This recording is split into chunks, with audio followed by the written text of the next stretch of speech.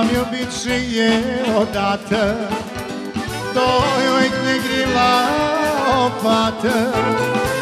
I-am iubit și i-am lăsat, o mândra mea, că prea mult m-a înșelat.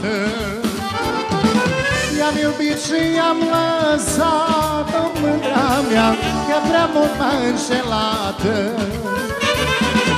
Doi ochi negri eu am iubit și niciodată nu pot să-i mă iubesc.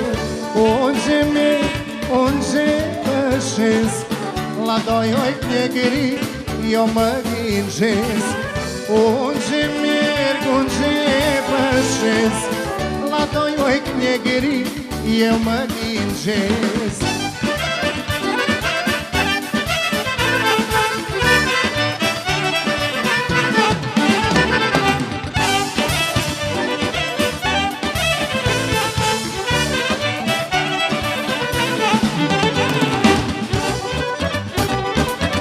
Într-o zi ce s-a întâmplat, doi ochi negri mi-a plecat.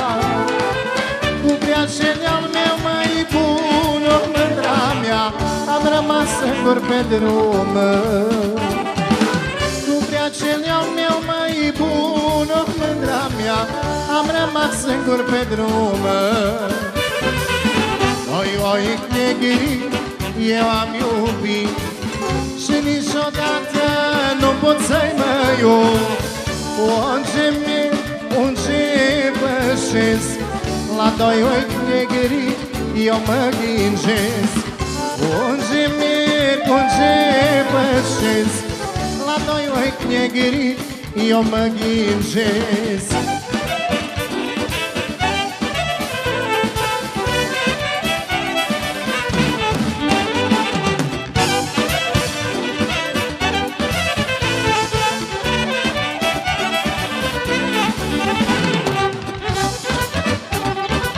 Dintre ochii și-am plecat, eu de plâns nu m-am lăsat. Și seara și dimineața, mândra mea, am să plec toată viața. Și seara și dimineața, mândra mea, că mi-a viața.